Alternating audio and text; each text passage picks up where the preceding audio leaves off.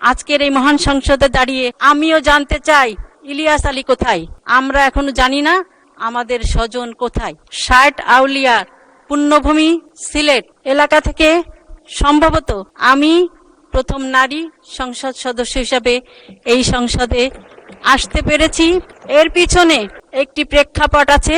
সেই প্রেক্ষাপট হলো আমার স্বামী এম ইলিয়াস আলী সিলেট ২ আসনের সংসদ সদস্য ছিলেন। বিগত ফ্যাসিস্ট সরকার ২০১২ সালের ১৭ এপ্রিল ওর গাড়ি চালক আনসার আলী সহ তাকে গুম করে।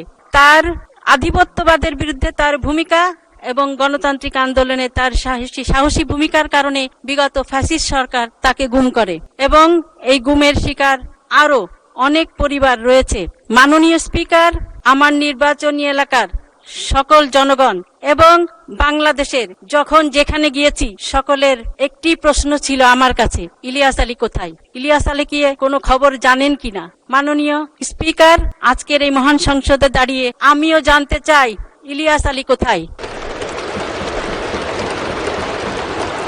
আমার মতো আরো গুম হওয়া দিনার, জুনেদ, আনসার আলী এবং সুমন, পারভেজ সহ আরো যারা গুম হয়েছেন তাদের পরিবারের সদস্যরাও জানতে চায় তাদের সন্তান কোথায়।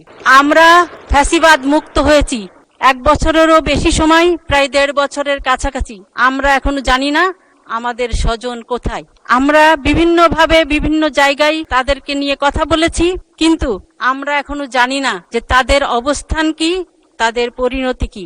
আমি মাননীয় স্পিকার, আপনার মাধ্যমে ইলিয়াস আলী সহ যারা গুম হয়েছেন তাদের অবস্থান, তাদের পরিণতি, তাদের গুমের সাথে যারা জড়িত তাদের বিচার এবং যে গুম পরিবার রয়েছে সেই সকল পরিবারের সদস্যদের আর্থিক জটিলতা নিরসন এবং গুমের সাথে যারা জড়িত তাদের বিচার জোর দাবি জানাচ্ছি।